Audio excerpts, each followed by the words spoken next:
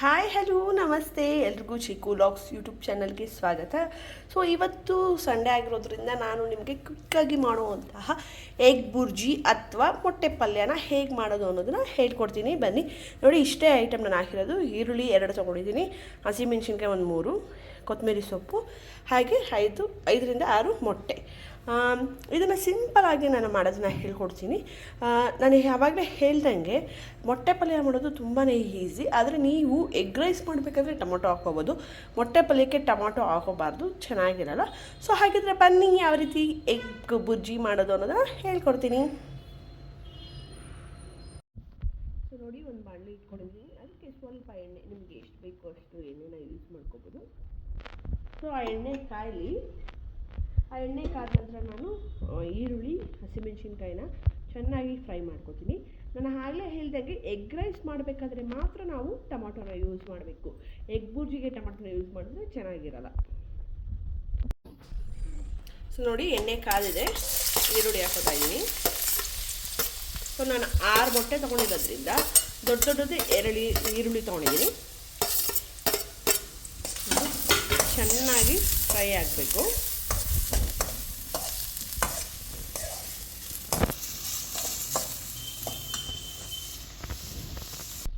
So ನೋಡಿ, ಈರುಳ್ಳಿನ fry ಮಾಡಬೇಕಾದ್ರೆ ಸ್ವಲ್ಪ ಉಪ್ಪು, ಚೆನ್ನಾಗಿ ಫ್ರೈ ಆಗಲಿ, ಇದು ಕೆಂಪು ಬಣ್ಣಕ್ಕೆ ಬರಬೇಕು, ಅಲ್ಲಿವರೆಗೂ ನೀವು ಫ್ರೈ ಮಾಡಬೇಕು, ಇಲ್ಲಾಂದರೆ ಹಸಿ ವಾಸನೆ ಹಾಗೆ ಇರುತ್ತೆ. ಸೊ ನಾನಿಲ್ಲಿ 6 ಮೊಟ್ಟೆಗೆ 2 ಈರುಳ್ಳಿ ದಪ್ಪ ತೊಗೊಂಡಿದ್ದೀನಿ.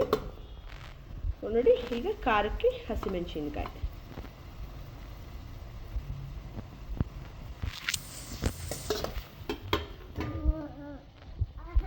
ಸೊ ನೋಡಿ, ಈರುಳ್ಳಿ ಚೆನ್ನಾಗಿ ಬೇಯ್ತಾ ಇದೆ. ಅದಕ್ಕಿಂತ ಮೊದಲು ಇಲ್ಲಿ ನಾನು ಮೊಟ್ಟೆನ ಒಡೆದಿಟ್ಕೊಂಡಿದ್ದೀನಿ, ಅದಕ್ಕೆ ಸ್ವಲ್ಪ ಉಪ್ಪು, ಸ್ವಲ್ಪ ಚಿಲ್ಲಿ ಪೌಡರ್.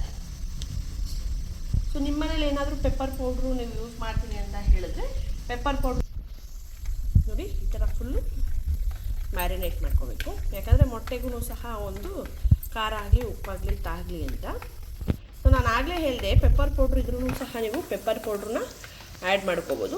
ಇಲ್ಲ ನಾವು ಚಿಲ್ಲಿ ಪೌಡ್ರ್ ಯೂಸ್ ಮಾಡ್ತೀವಿ ಸಾಕು ಅಂತ ಹೇಳಿದ್ರೆ ಚಿಲ್ಲಿ ಪೌಡ್ರನ್ನ ಯೂಸ್ ಮಾಡ್ಬೋದು. ಈ ಥರ ಚೆನ್ನಾಗಿ ಮ್ಯಾರಿನೇಟ್ ಮಾಡಿ ಇಟ್ಕೊಳ್ಳಿ. ಸೊ ನೋಡಿ, ಆನಿಯನ್ ಫ್ರೈ ಆಗ್ತಾ ಇದೆ, ಚೆನ್ನಾಗಿ ಕೆಂಪಗೆ ಬರೋವರೆಗೂ ಫ್ರೈ ಮಾಡಿ. ಸೊ ನೋಡಿ, ಚೆನ್ನಾಗಿ ಫ್ರೈ ಆಗಿದೆ. ಸೊ ಈಗ ಈ ಒಂದು ಎಗ್ ಮಿಶ್ರಣನ ಹಾಕೋತಿದ್ದೀನಿ. ನೋಡಿ,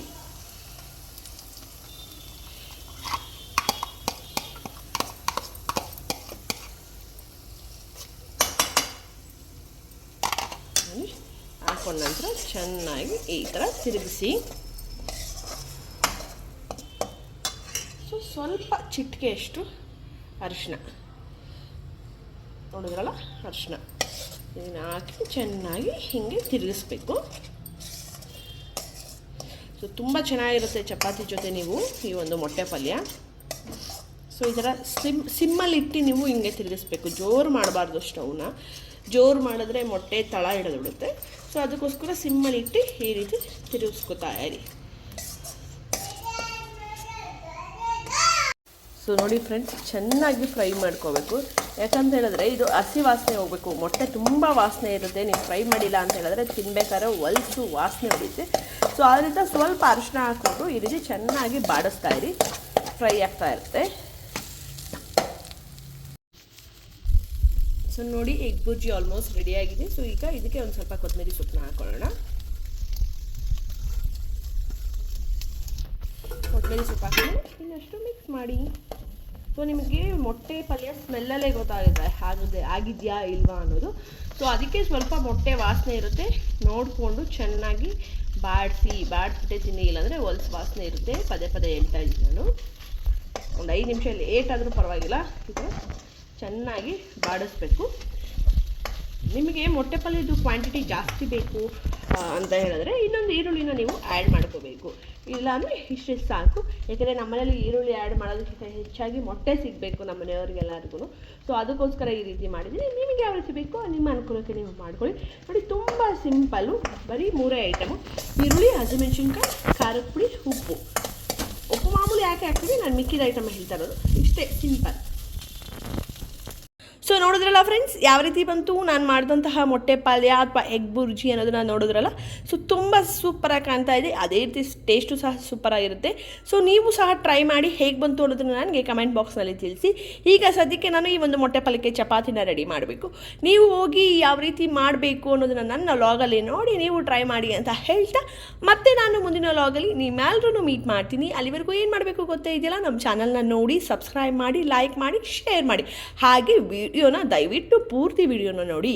ಸುಮ್ಮನೆ ನೀವು ಪ್ಲೇ ಮಾಡಿ ಸುಮ್ಮನಿರೋದಲ್ಲ, ನಿಮ್ಮ ಒಂದು ಒಪಿನಿಯನು ಸಹ ನಮಗೆ ಮುಖ್ಯ ಆಗುತ್ತೆ. ಅದಕ್ಕೋಸ್ಕರ ಕಮೆಂಟ್ ಬಾಕ್ಸಲ್ಲಿ ಯಾವ ರೀತಿ ಬಂತು ಅನ್ನೋದನ್ನು ತಿಳಿಸಿ. Love you all, tata, take care, bye.